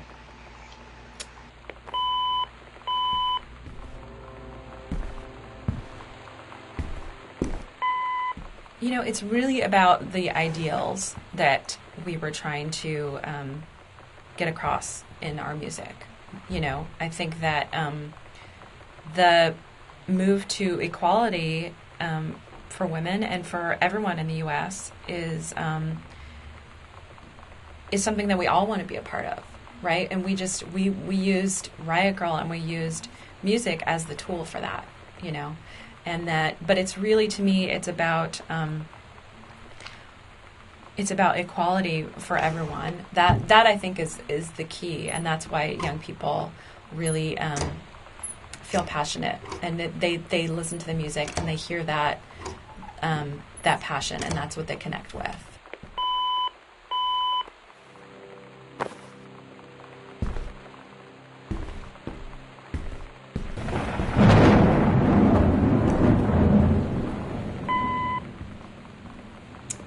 Writing Sam was a unique challenge, just in the sense of, on the one hand, it was very much from my personal experience because it's about being a teenager and my memories from that time, you know, as an individual, but also who Sam was and what her experience was. Came about as a result of kind of problem solving that we were doing, that Carla and I were doing, just figuring out what the story and what the conflict in the story was going to be. So, you know, by the time we figured out this was all going to take place in one house, and the conflict was going to be between the members of this family, and it had to be kind of irreconcilable differences that would cause serious drama between the members of this family, you know, we started thinking, what form could that take? You know, could it be that the teenager of the family falls in love with somebody that they're not supposed to and the parents don't agree?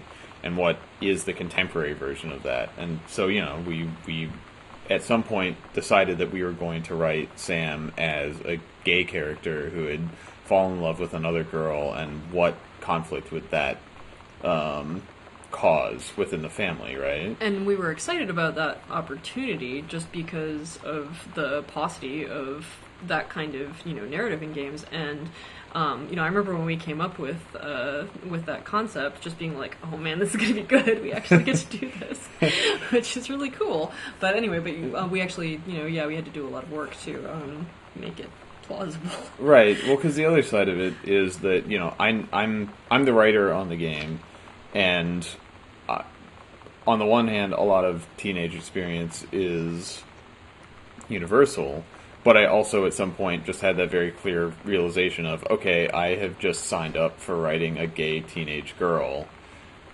to, you know... I had an interesting talk with Mom and Dad tonight.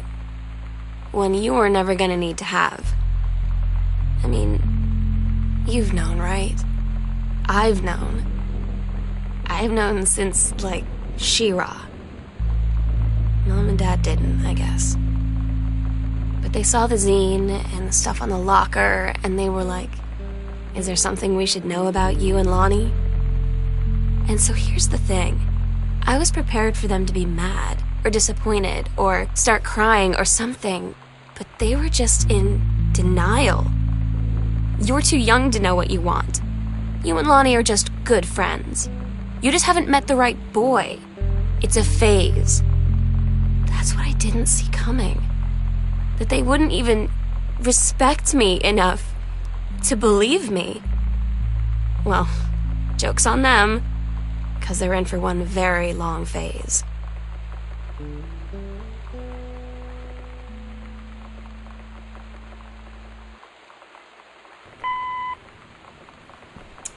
Writing Sam was a unique challenge, just in the sense of, on the one hand, it was very much from my personal experience because it's about being a teenager and my memories from that time, you know, as an individual, but also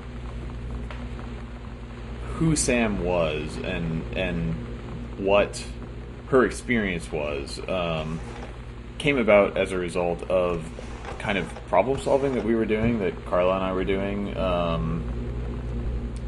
just figuring out what the story and what the conflict in the story was going to be. So, you know, by the time we figured out this was all going to take place in one house, and the conflict was going to be between the members of this family, and it had to be kind of irreconcilable differences that would cause serious drama between the members of this family, we started thinking, what form could that take? Could it be that the teenager of the family falls in love with somebody that they're not supposed to and the parents don't agree?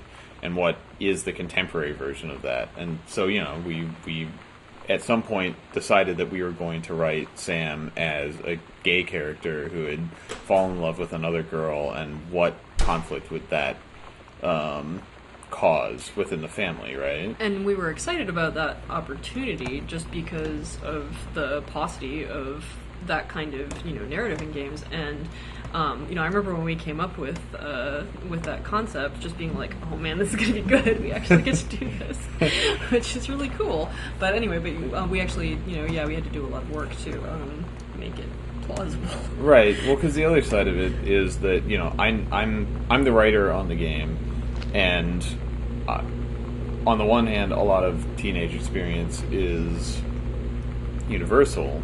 But I also, at some point, just had that very clear realization of, okay, I have just signed up for writing a gay teenage girl.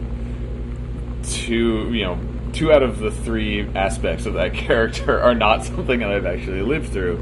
And so it was impressed upon me, especially like when I was working at Irrational, how important research was to getting your fiction right.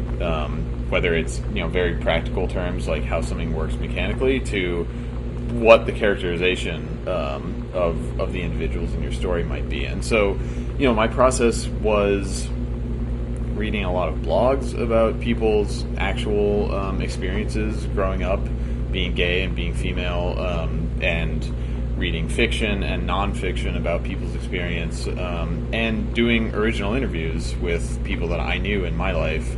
And asking them about what they remember about growing up with these experiences, and being able to actually, ask follow-up questions. And I'm really grateful to all the people who have shared their experiences through writing, and who were willing to share their experiences with me, personally, talking to me into a microphone so that I could refer to it later, which is just a huge leap for someone to take, to talk about their own, coming of age and all of those very personal experiences. But,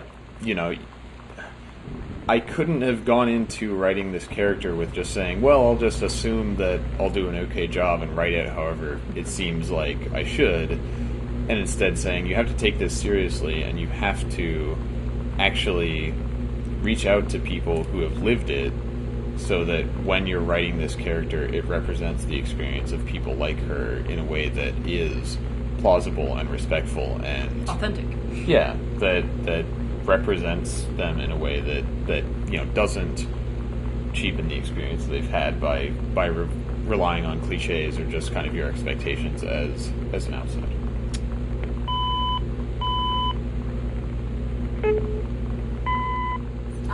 So I'm Sarah Argidale. This is my salad dressing, named for my experience with being in Russia and that being what everyone knows me for. I studied Russian in college, and I lived there for about a year teaching English when I finished school, and it was a cool thing that happened in my life. So I am a reader of the Idle Thumbs podcast, and I guess that's how I met everyone at the Fulbright company and kind of inserted myself into their lives. The Gone Home team, the Fulbright team, was nice enough to put a little token in the game for me, and it's pretty cool.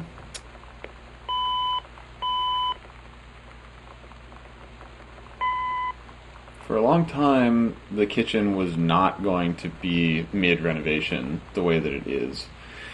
And it's one of those things that I think that necessity, a production constraint, actually made this part of the house better than it would have been if we could have just done whatever we wanted. Because for a long time we were like, okay, it's just going to be a kitchen, and so we're going to need a bunch of food, which we ended up making, and we're going to need a bunch of appliances, and we're going to need a bunch of, utensils and a block with kitchen knives in it and all the kind of stuff that would be in a kitchen. And at some point, we just realized we didn't have the bandwidth to, like, of all the rooms in a house, the kitchen, I think, has the most just one-off, unique thingies in it, because there's all these kitchen appliances and stuff that appear nowhere else in a house. And so at some point we just realized it wasn't going to make sense for us to try to portray that in a literal way. And so I just had the idea, what if I just tore the place apart, and the cabinets were sitting on the ground and the counters were laid up against the wall, and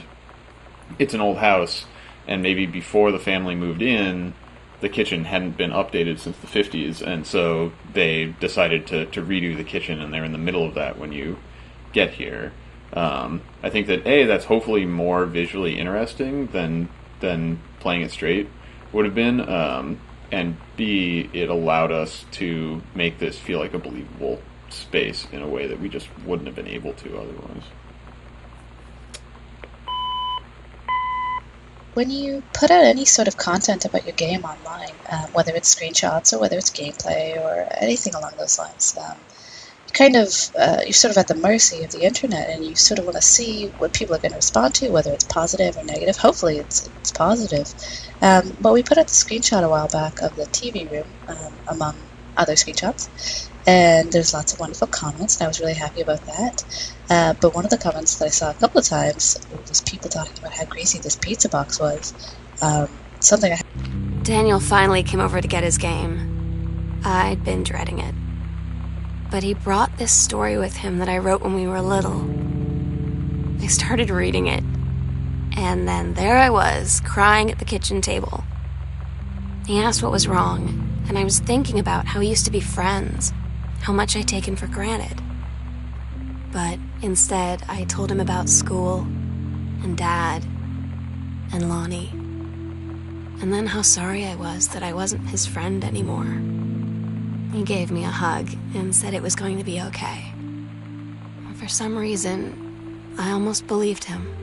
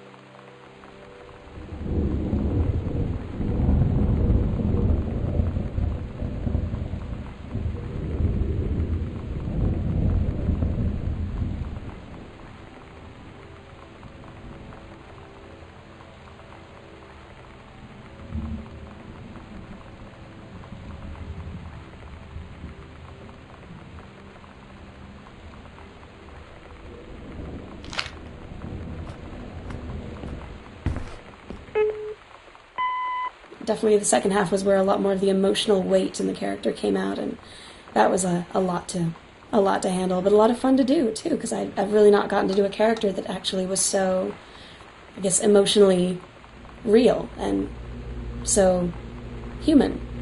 You're not doing some commercial selling you thing, or not doing some sort of sci-fi fantasy world sort of story. It was very realistic and very relatable, and you sort of realize that the character's someone that you could know or that you could have been, when you were younger, which I really liked. It was very exciting. The whole experience has been really good.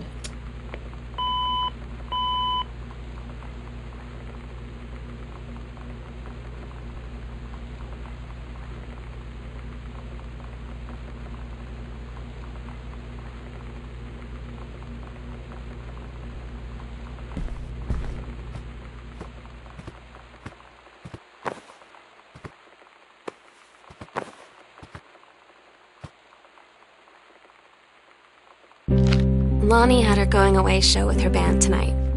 She's so incredible on stage. When she was singing, I could practically forget everything. That we only had 48 hours left. That I don't know what comes next. That I can't live without her. Then she dedicated the last song to me. And I couldn't take it. I was out on the curb in the alley, sobbing till my ribs hurt. I would follow her anywhere, Katie. But I can't. Where she's going. After a long time, she found me. She said she was sorry. She said, I wish things could be different. I just wanted to make you happy. I said, I don't think you can anymore.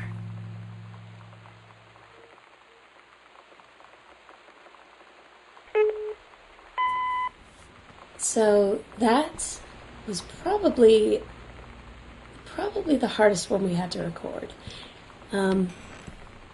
It was part of the second batch of recording we did. And so I had the script a few days before we did the recording to kind of read through it all and get a feel for where the story was going. And then we'd met for lunch to go over everything and see if I had any questions before we went into the studio. And I just right away admitted, like, yep, some part of this script here, like, I will be honest, one of these totally had me crying, like, straight up, totally couldn't help it. Figuring, like, yeah, I had my cry out, it was good, I'll be fine, get to the recording, it'll be great, get it out of your system. And as soon as, like, I read the first word, I was like, no, oh God, I'm gonna start crying again, it's gonna be great. I'm like, hey, I'm a professional voice actress in the studio, I'm going to totally bawl all over your lines, and it's going to sound ridiculous and terrible, and we're going to have to do the take again, and it's going to sound even worse, because now I'm crying. So it actually ended up being one take. Really cathartic in a way for me, I think, because it's really, how do I put it? It's really me talking to, like, specific people. I knew it was going to happen again. I knew it. It's the stupid writing being so on point. Which is definite praise for the character build-up at this point, because I just become so connected with her, and making those parallels all the way along. And then you get to this point where it's like, I know exactly how you feel. Like, I know exactly what you're going through. I mean, it was completely authentic. I mean, I've enjoyed people commenting on the connection they've had to the emotion that's in the character. And this is always the diary I think of, because it's the one that it most got me.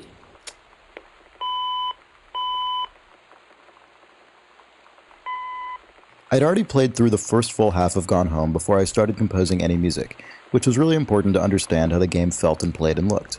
But I didn't get a build of the complete game until I'd already been delivered the Part 2 audio logs, and then ended up not playing any of the second half of the game until it was fully complete and I'd written all the music. This wasn't originally my intention, but it meant I ended up fully immersed in Sam's story, essentially to the exclusion of all the other subplots of the game, which are not accompanied by specific music. I don't know if that was objectively the right call or not as the composer, but it definitely made me feel very connected to that character. I probably heard Sarah delivering Sam's story dozens or maybe hundreds of times over. It also meant I didn't actually know the literal implications of the ending of Sam's story, so I was imagining all kinds of potential endings that ended up being a lot darker than what you see when you finally do reach the attic. So as a player, when I did complete the game, I was pretty relieved.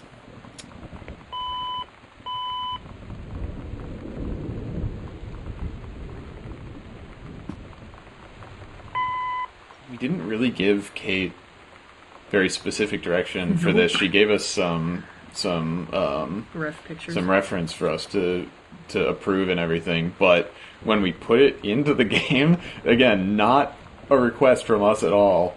Looking at the struts and the shape of the windows and how it's this sort of deco metal structure with water outside of it, I was just like, welcome to Rapture. Oh, I know, it's so true. It almost feels really is like true. an intentional reference, if only it were intentional.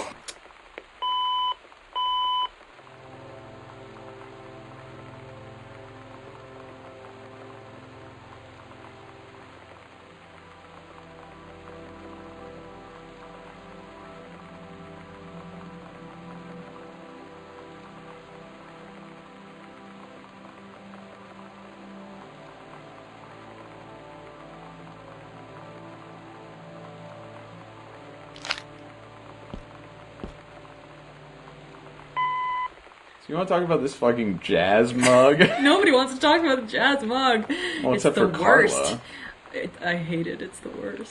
That was such a common theme Yeah. when we were like approving assets or making Yeah. stuff visually for Gone Home. Is just like, oh my god, that's hideous. I fucking hate it. We're putting it in the game.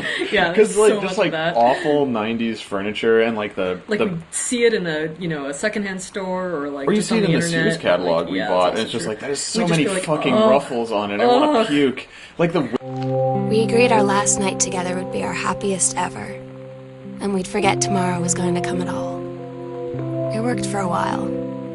We had a good time seeing Oscar off, then ran up to the attic to look through our photos, to find one for Lonnie to take with her. And looking at them, I realized they were all in the past, and there wouldn't be any more. And I didn't know what I was going to do. And I cried. And she held me. She said she knew it was hard, but life would move on. I said I didn't want my life to keep moving without her. That's when she cried too. I was so exhausted. I must have fallen asleep like that, in her arms.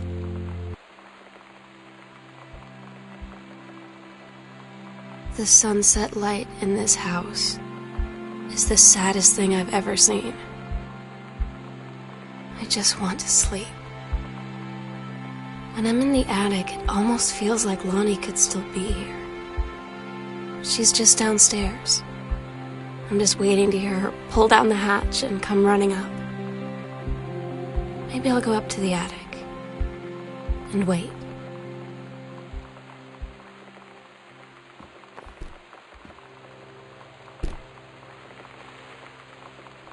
The fact that there are speedruns for our game makes me really happy, and the fact that, you know, that the any percent speedrun, aka you don't have to pick up anything, just get to the end as fast as possible, has basically been optimized to, I think, 47 or 48 seconds.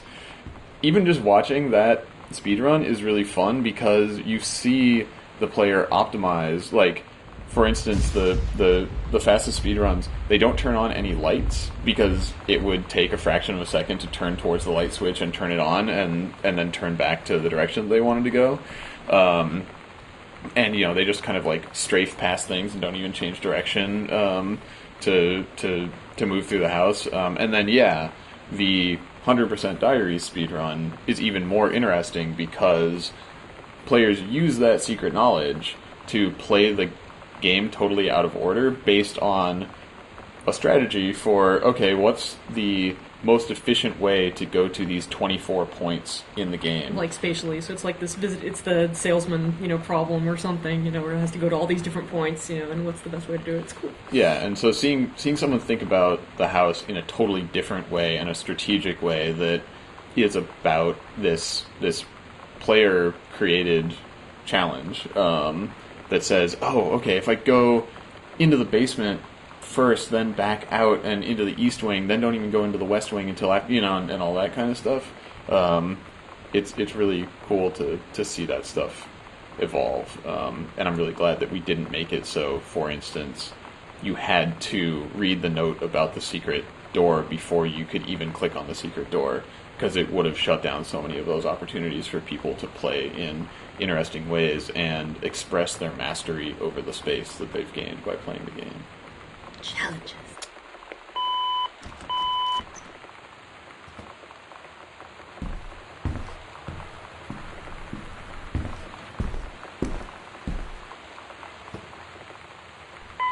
You want to talk about a place for Christmas Duck? This is where Christmas Duck goes. Oh, it's Christmas Duck's little house. It's his little house. That's where he goes. He goes into it. There was something that I always assumed would happen. I know that some people did do it because we got tweets, like on the day of release or whatever, of people referring to this. Right. But kind of based on the gnome in Half-Life 2, Episode 2, or whatever, and just a general, I think, instinct to take the first kind of personified thing that you encounter and drag it around a house with you. Yeah, try to take it to the end of the, take it all the way there with you or whatever. I knew that some people were going to take Christmas Duck all the way from the beginning of the game to the end of the game, and that we needed to pay that off somehow. I used the putback system that in almost all cases is just used to, okay, you pick up a Kleenex box and now you can put it back where you got it. But in reality, I can put one of those putback triggers anywhere in the game that I want. So there's one putback trigger for Christmas Duck where you initially pick him up, and then I put another putback trigger for Christmas Duck here. But yeah, if you bring Christmas Duck up here, you get Katie's interaction prompt that says, "There you go, Christmas Duck," and you put him back in his little nest, and he gets to go back to his home at the end of the game. Good old Christmas Duck.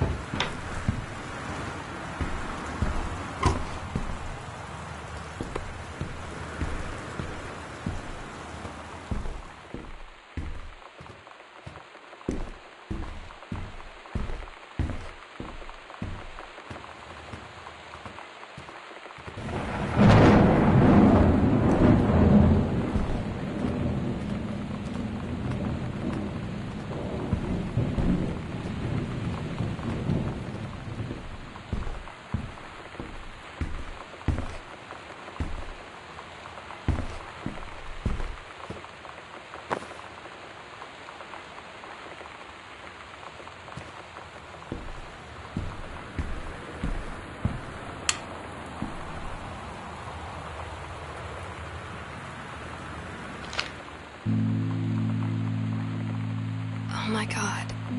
Katie. I fell asleep in the attic, in Lonnie and my old spot, and I missed the first 2 calls. I just barely caught the third one before the machine got it. And it was Lonnie, on a payphone. She'd been on the bus to Basic, and she said she couldn't think of anything but me and us, and that she couldn't go through with it, with the army and being apart and all of it. And so she got off the bus in Salem. She said, "Sam, I want you to pack up everything you can and get in your car and come find me. And let's just drive until we find somewhere for us." And she asked me if I could do that. And I said yes. Yes.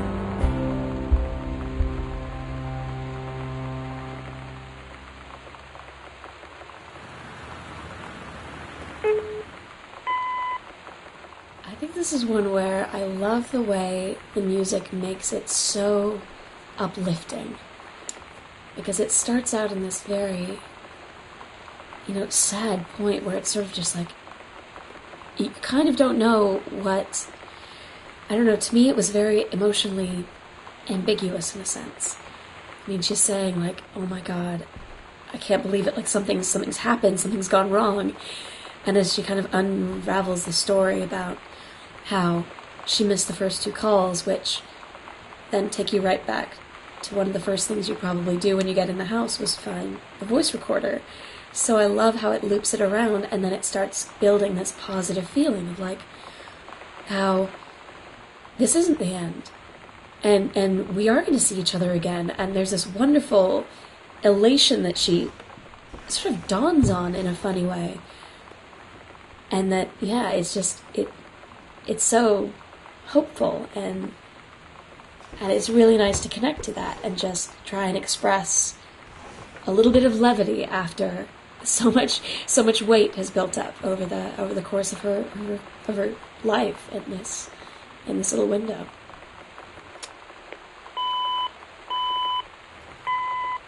It's one of those things where we had always wanted to... Well, A, we had wanted to pay off Sam's darkroom by letting you go in it and see photos that she had taken. And B, this started from a point of me just being like, oh, we'll end the game the same way we ended Minerva's Den. It'll be fine. But between those two things, we initially figured we were signing up for photos that would have taken a lot of time and effort to make, of like a photo strip of the 2 of them in a photo booth, which would mean like let's do 4 pairs of photo painted photos of these characters, and just like pictures of them in the mirror together, and all of this very high cost facial rendering basically for Carla to do, because we had we had this style that was like, okay, you do photo collage and then you paint it over to make it look consistent, and it's a lot of work, and it's hard to get the pieces and the lighting and the poses and everything looking right. I'm just not that much of a pro in order to be able to do that fast, and so it would have been months. Yeah, so we have the one very close-up photo of Lonnie's eye, and then we just brainstormed what are evocative images of the 2 of them and their life that we could create without having to show their faces a bunch. And I think that, like so many things, taking a step back and only seeing the implication of these characters is probably a lot more powerful than if we had just made a bunch of pictures of them looking at the camera. Being less literal is definitely more meaningful in this particular case. Yeah. To the extent that I remember when I took these holding hands photos with Rachel. I don't know. I took 20, a dozen, something like that, different versions of them, and then I was going through them afterward to try and find the one that I wanted to use to Photoshop in the letters on the heart and everything. And I found myself thinking, oh, these are all so sweet. I'm like, I had just taken them 10 minutes ago with my roommate, and it was just like, somehow this here is more evocative and meaningful than a happy face, I guess. But anyway, I was fooled by my own shtick, which is extremely silly.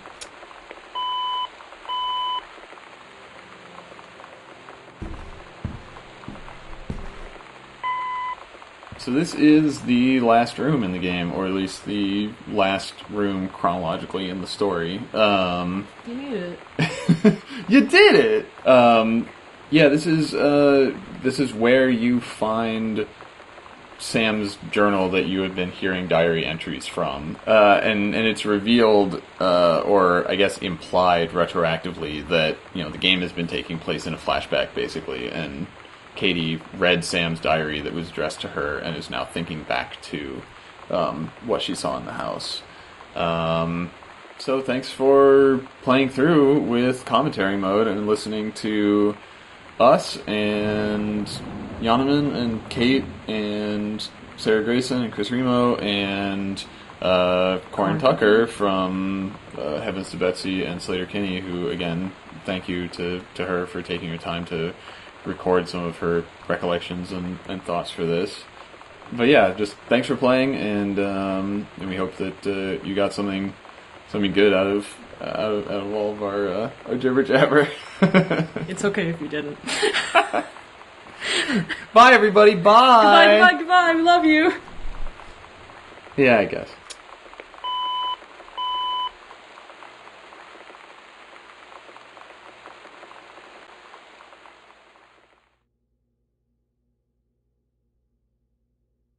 Katie, I'm so sorry that I can't be there to see you in person, that I can't tell you all this myself. But I hope as you read this journal and you think back, that you'll understand why I had to do what I did. And that you won't be sad, and you won't hate me, and you'll just know that I am where I need to be. I love you so much, Katie. I'll see you again someday. Love,